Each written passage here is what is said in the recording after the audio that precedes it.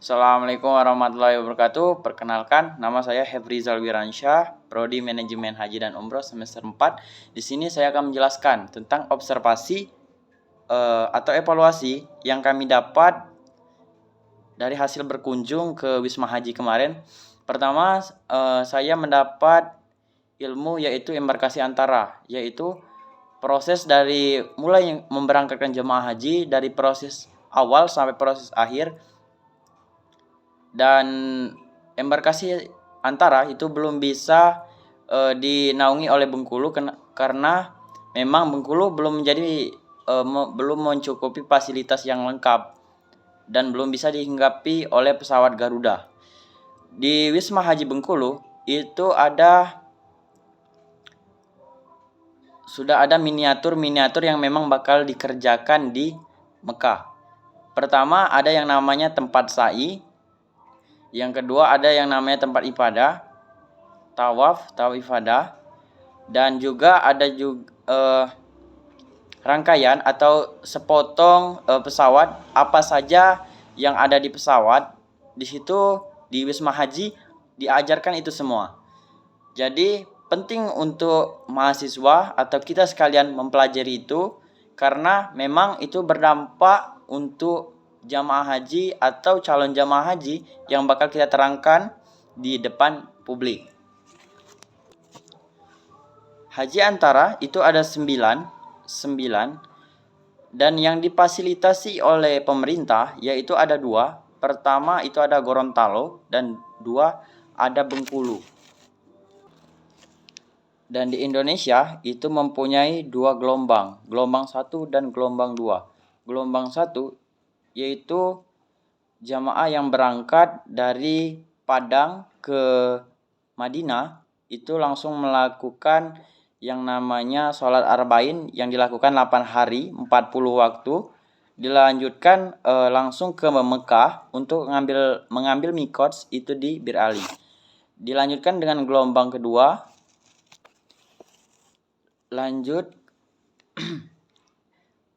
gelombang kedua yaitu embarkasi ke Jeddah. Setelah ke Jeddah itu mengambil miqat di sana. Setelah mengambil miqat langsung pergi ke Mekah, setelah itu baru ke Madinah. Itu ada 2 gelombang 1 dan gelombang kedua.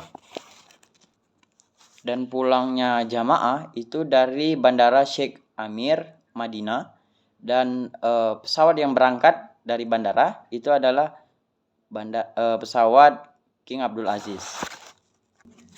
Jamaah haji biasanya masuk di Wisma Haji Bengkulu itu pada tanggal 10 Juni.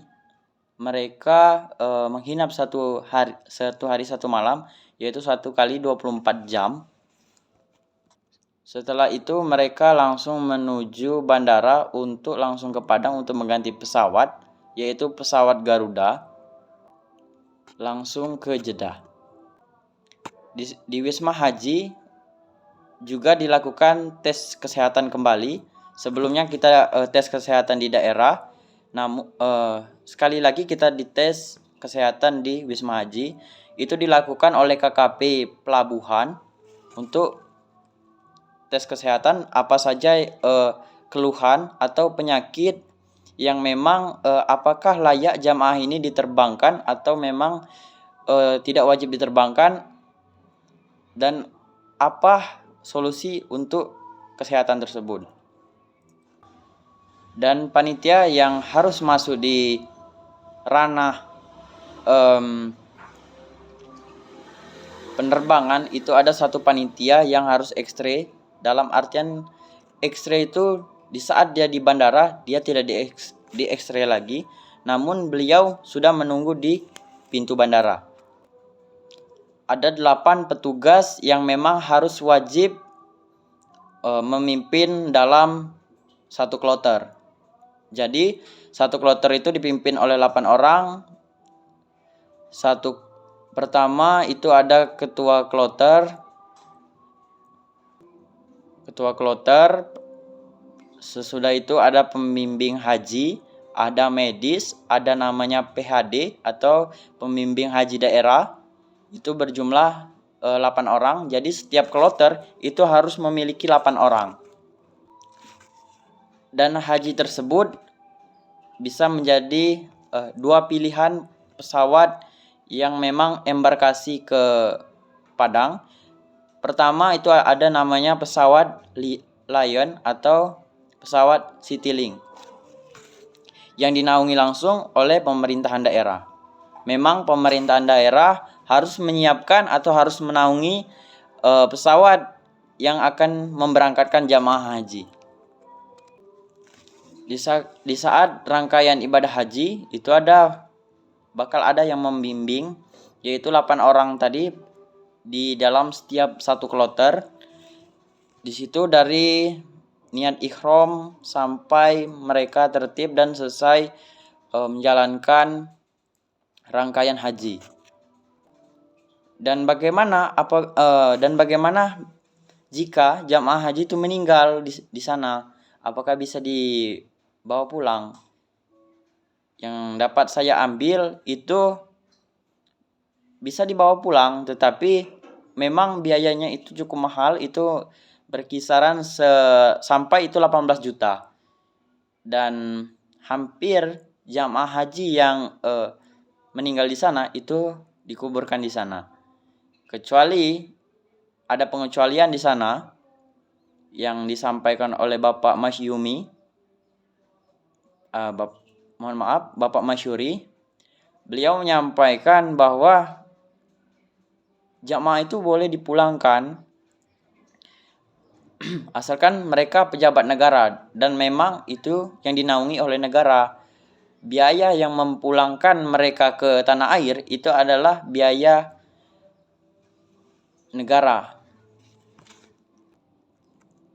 Mungkin itu saja yang dapat saya sampaikan mengenai observasi atau evaluasi yang kami kunjungan di saat di Wisma Haji Bengkulu.